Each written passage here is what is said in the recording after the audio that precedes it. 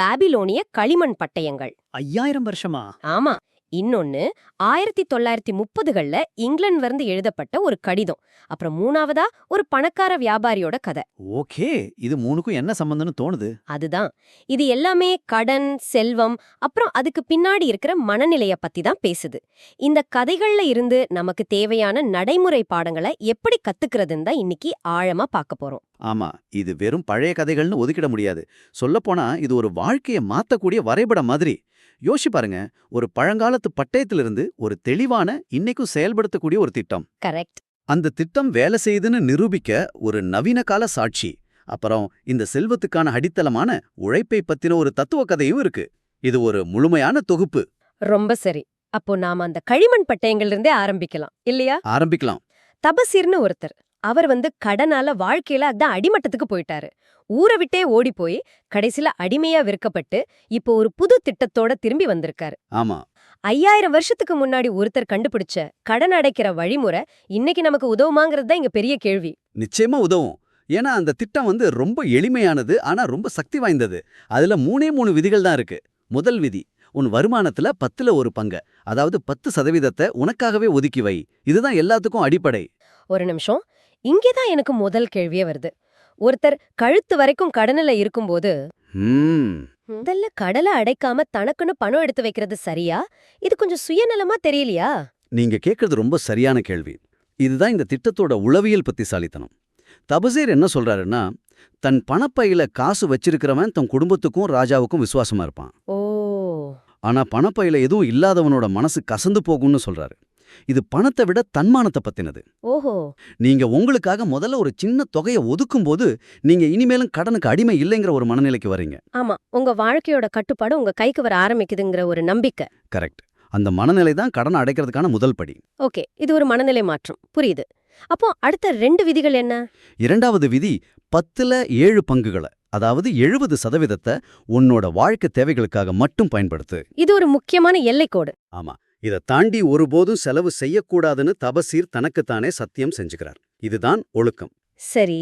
மூணாவது விதி, மீதம் இருக்கிற 10ல 2 பங்குகளை, அதாவது 20% உன் கடன்களை படிப்படியா அடைக்க பயன்படுத்து. ஓகே, இந்த 20% தான் அந்த கடன் மலைய கரைக்க போற ஆயுதம். சரியா சொன்னீங்க. இந்த திட்டத்தை கேக்குறதுக்கு நல்லதா இருக்கு. ஆனா நடைமுறையில இது எவ்வளவு கஷ்டம்? தபசீர் இது எப்படி செஞ்சு முடிச்சார்? அது ஏதோ மேஜிக் மாதிரி நடந்ததா? அதுதான் இல்ல. இதுலதான் இந்த கதையோட உண்மையான பலமே இருக்கு. அது சுலபமா நடக்கல. தபசீருக்கு ரொம்ப கஷ்டமான மாதங்கள்லாம் இருந்திருக்கு. ஒரு மாசம் அவருக்கு வெறும் 11 வெள்ளி நாணயங்கள் தான் வருமானம். 11 தானா? ஆமா, அந்த மாசம் முழுக்க அவரும் அவர் மனைவியும் வெறும் மூலிகைகளை மட்டுமே சாப்பிட்டு சமாளிச்சிருக்காங்க. யோசிச்சு பாருங்க. அடேங்கப்பா, ஒரு மாசம் முழுக்க வெறும் மூலிகைகளா? அது நம்பவே முடியாத அளவுக்கு ஒரு அர்ப்பணிப்பு. உண்மைதான். இது ஏதோ பட்ஜெட் போடுங்கன்னு சொல்ற மாதிரி ஒரு சாதாரண விஷயம் இல்ல. இது ஒரு வாழ்க்கை முறை மாற்றம். கரெக்ட். இதோட விளைவு என்ன தெரியுமா? அவரோட கடன்காரங்களோட மனநிலை மாற ஆரம்பிச்சது. குறிப்பா ஆல்கஹால்னு ஒருத்தர். ஆமா, அவர் ஆரம்பத்துல ரொம்ப கோவமா இருந்தாரே. ரொம்ப கோவப்பட்டு எரிச்சல் அடைஞ்ச அவர் தபசீரோட உறுதியையும் அவர் கொஞ்சம் கொஞ்சமா கடனை திருப்பி தர்றதையும் பார்த்துட்டு கடைசியில என்ன சொன்னாரு தெரியுமா? என்ன சொன்னார்? தபசீர், உனக்கு எப்ப வேணும்னாலும் தங்கம் வெள்ளி தேவைப்பட்டா என்கிட்ட வா, நான் தர்றேன்னு சொல்ற அளவுக்கு மாறினார். அப்படியா? இது ஒரு பெரிய பாடம். நீங்க ஒரு தெளிவான திட்டத்தோட நேர்மையா இருக்கும்போது ஆரம்பத்துல உங்களை சந்தேகப்பட்டவங்க கூட உங்களை நம்ப ஆரம்பிப்பாங்க. நிச்சயமா. ஆமா, தபசீரே அந்த பட்டியங்கள்ல எழுதுறார். என் பணப்பையில இப்போ 21 வெள்ளி நாணயங்கள் இருக்கு. இது என் தலைய என் தோள்கள்ல நிமிர்ந்து நிற்க வைக்குதுன்னு. அந்த வரி ரொம்ப முக்கியமானது. அதாவது கடன் முழுசா அடைக்கிறதுக்கு முன்னாடியே அந்த திட்டம் அவரோட தன்மானத்தை அவருக்கு திருப்பி கொடுத்துருச்சு. மிகச்சரியா சொன்னீங்க. உண்மையான மேஜிக் அந்த எண்கள்ல இல்ல, அந்த மனநிலை மாற்றத்துல தான் இருக்கு. நிதி சுதந்திரம் உங்க பணப்பையில ஆரம்பிக்கிறது இல்ல, உங்க மனசுல ஆரம்பிக்குது. சரி, ஒரு 5000 வருஷம் பழமையான திட்டம் ரொம்ப சுவாரஸ்யமா இருக்கு. ஆனா என் மனசுல ஒரு சந்தேகம் ஓடிக்கிட்டே இருக்கு. என்ன சந்தேகம்? அந்த காலத்துல ஒட்டகம் வித்த ஒருத்தருக்கு வேலை செஞ்ச இந்த திட்டம் இந்த நவீன உலகத்துல இவ்ளோ சிக்கலான பொருளாதாரத்துல வேலை செய்யுமா? நல்ல கேள்வி. இத வெறும் நல்ல கதையா எடுத்துக்கலாமா, இல்ல நிஜமாவே பயன்படுத்த முடியுமா? நீங்க கேட்ட கேள்விக்கு நேரடியான பதில் நீங்க பகிர்ந்துகிட்ட எடுத்த ஆதாரத்திலேயே இருக்கு. அப்படியா? நாம இப்போ காலை இயந்திரத்துல ஏறி 5000 வருஷம் முன்னாடி போய் 1930கள்ல இருக்கிற இங்கிலாந்துக்கு வர்றோம். ஓகே. ஆல்ஃபிரட் ஷ்ரூஸ்பரின்னு ஒரு பல்கலைக்கழக பேராசிரியர். அவர் தபசீரோட கதையை படிச்சுட்டு ஒரு கடிதம் எழுதுறாரு. அதுல அவர் சொல்றார், நான் ஒரு தீய வட்டத்துல சிக்கியிருந்தேன்னு. தீய வட்டம், ஈவில் சாக்கல், இது இன்னைக்கும் நாம பயன்படுத்துற வார்த்தை. ஆமா. கடன் வாங்குறது, அதனால செலவு அதிகமாகுது, அதனால இன்னும் கடன் வாங்குறது. இது ரொம்பவே நவீனமான பிரச்சனை மாதிரி தெரியுது. ஆமா. இப்போ அந்த ஒற்றுமைகளை கவனிங்க. ஷ்ரூஸ்பரியும் அதே கொள்கைகளை தான் பயன்படுத்துறாரு. தன்னோட வருமானத்துல 20% கடன்களுக்காக ஒதுக்க முடிவு செய்றாரு. ஓகே, தபசிர் மாதிரியே. ஆனா அவர் செஞ்ச ஒரு புத்திசாலித்தனமான விஷயம் என்னன்னா, தன் கடன்காரங்க எல்லாரையும் ஒன்னா வரவழைச்சு இந்த திட்டத்தை விலக்கி அவங்க எல்லாரையும் இதுக்கு சம்மதம் வச்சார். இது ஒரு நல்ல ஐடியா. ஒளிவு மறைவில்லாம உங்க திட்டத்தை வெளிப்படையா சொல்றது. கரெக்ட். இது இன்னைக்குமே ஒரு சிறந்த நடைமுறை ஆலோசனை. ஆமா. அதுக்கப்புறம் அவரும் அவர் மனைவியும் அவங்க வருமானத்துல 70%க்குள்ள வாழ பழகிக்கிட்டாங்க. அந்த கடிதத்துல அவர் ஒரு அழகான வார்த்தை பயன்படுத்துறாரு. அவங்க இது ஒரு சுமையா பார்க்காம ஒரு சாகச பயணமா, ஒரு அட்வென்ச்சரா பார்த்தாங்களாம். ஆஹா. டீ பிராண்ட மாத்துறது, வாடகை குறைவான வீட்டுக்கு போறதுன்னு சின்ன சின்ன விஷயங்கள்ல கவனம் செலுத்தி சேமிச்சிருக்காங்க. இந்த மனப்பான்மை மாற்றம் எவ்வளவு முக்கியம் பாருங்க. பட்ஜெட்டுங்கிற கசப்பான வார்த்தைக்கு பதிலா சாகசம்னு சொன்னா அந்த செயலையே அணுகிற விதமே மாறிடும். உண்மைதான். அதுக்கப்புறம் தான் அந்த 10% வருது. இதுதான் ரொம்ப சுவாரஸ்யமான பகுதி. ஆமா. ஆரம்பத்துல அந்த பணத்தை செலவு பண்ணாம கையிலே வச்சு சும்மா கிளுகிளுக்க வச்சாங்களாம். சும்மா கையில வச்சுக்கிட்டாங்களா? ஆமா, இது ஒரு சின்ன விவரம் தான், ஆனா ரொம்ப ஆழமானது. உங்க சேமிப்போட கணத்தை, இருப்ப நீங்க உணர்றதே ஒரு பெரிய உளவியல் ஊக்கம். ஓ, தபசீர் தன் பணப்பையில நாணயங்களை உணர்ந்த மாதிரி. எக்ஸாக்ட்லி. வெறும் பேங்க் அக்கவுண்ட்ல இருக்கிற நம்பரா பார்க்காம நிஜமான பணமா அதை உணரும்போது அது ஒரு தனி திருப்தியை கொடுக்குது. அப்புறம் அந்த 10% வச்சு இன்னும் ஒரு படி மேல போனாங்க இல்லையா? ஆமா, அதை ஒரு முதலீட்டுல போட ஆரம்பிச்சாங்க. அவர் எழுதுறார், என் சம்பளத்துல இருந்து நாங்க முதல்ல செலுத்துறது இதுதான்னு. இதுதான் அந்த பே யோர் செல்ஃப் ஃபர்ஸ்ட்ங்கிற சக்தி வாய்ந்த கருத்து. ஆமா, மத்த எல்லா செலவும் பண்ணிட்டு மிச்சம் இருந்தா சேமிக்கிறதுக்கு பதிலா முதல்ல சேமிப்பு எடுத்து வச்சுட்டு மிச்சம் இருக்கிற பணத்துல செலவு செய்யறது. இது ஒரு சின்ன மாற்றம் தான், ஆனா வாழ்க்கையே மாத்தக்கூடியது. நிச்சயமா. கடைசியில ஷ்ரூஸ்பெரி அந்த கடிதத்தை இப்படி முடிக்கிறார். ஒரு நிதி திட்டத்தை பின்பற்றுவதற்கும் வெறுமனே மிதந்து செல்வதற்கும் இடையில் இவ்வளவு பெரிய வித்தியாசம் இருக்க முடியும் என யார் நம்புவார்கள்? இதுதான் மையப்பாடம். ஆமா, பாபிலோன்ல ஒரு ஒட்டக வியாபாரிக்கு வேலை செஞ்ச அதே திட்டம் 5000 வருஷம் கழிச்சு இங்கிலாந்துல ஒரு பேராசிரியருக்கும் வேலை செய்யுது. அப்போ இது பொருளாதாரத்தை பத்தினது இல்ல. இல்ல, இது அடிப்படை மனித இயல்பையும் நிதி ஒழுக்கத்தையும் பத்தினது.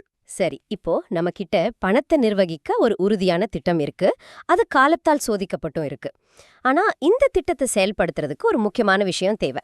வருமானம். ஆமா, அந்த பணம் எங்கிருந்து வரும்? ஒருவேளை நம்ம வருமானம் பத்தலைன்னா என்ன பண்றது? மிக முக்கியமான கேள்வி. நம்ம கிட்ட இருக்கிற 3வது ஆதாரம் இந்த கேள்விக்கு தான் பதில் சொல்லுதுன்னு நினைக்கிறேன். மிகச்சரியா சொன்னீங்க. இங்கேதான் ஷெர்ரு நாடாங்கிற ஒரு பணக்கார வியாபாரியோட கதை உள்ள வருது. அவரோட ஹதன்குலான்னு ஒரு இளைஞர் பேசிட்டு இருக்கார். அந்த இளைஞர் ரொம்ப திமிரா சொல்றார், உழைப்பெல்லாம் அடிமைகளுக்கு தான். ஓ, இது நிறைய பேர் மனசுல இருக்கிற ஒரு எண்ணம் தான். வேலை செய்யறத ஒரு பாரமா பாக்குறது. கரெக்ட். அப்பதான் அந்த கதையில ஒரு பெரிய திருப்பு முனை வருது.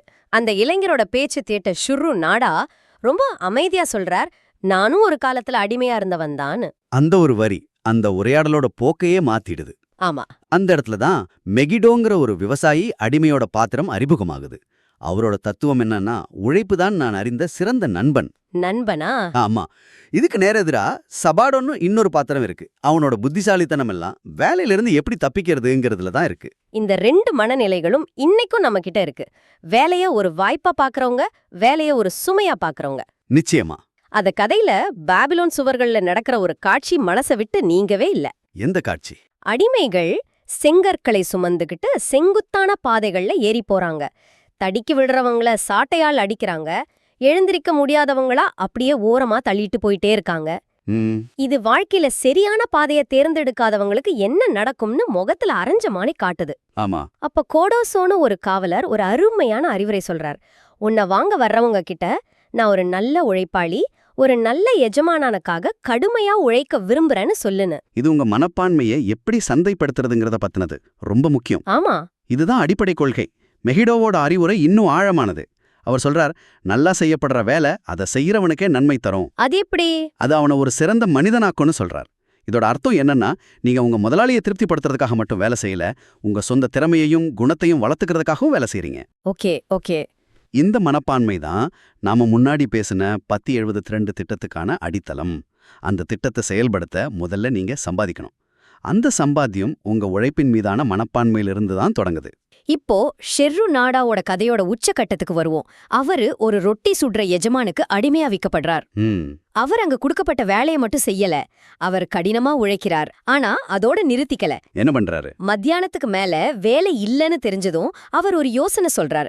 அதிகமா தேன் கேக் செஞ்சு அதை தெருவுல விக்கலான்னு ஒரு புது பிசினஸ் பிளான உருவாக்குறார். ஆஹா, முன்முயற்சி எடுக்கிறாரு. ஆமா, அதோட நிக்காம அதுல வர்ற லாபத்தை 2 பேரும் பகிர்ந்துக்கலான்னு ஒரு பார்ட்னர்ஷிப் மாடலையும் தன் எஜமான்கிட்ட முன் வைக்கிறார். சரி. இப்ப யோசிச்சு பாருங்க, அவர் வெறும் அடிமையா மட்டும் இல்ல, அவர் ஒரு பார்ட்னரா, ஒரு தொழில் கூட்டாளியா மாற முயற்சி பண்றார். இதுதான் அதிகம் சம்பாதிப்பது எப்படிங்கிற கேள்விக்கான நேரடி பதில்னு நினைக்கிறேன். கரெக்ட். அவர் வெறுமனே கடினமா மட்டும் உழைக்கல, அவர் புத்திசாலித்தனமா உழைச்சார். ஒரு வாய்ப்பை கண்டுபிடிச்சு தானா முன்முயற்சி எடுத்தார்.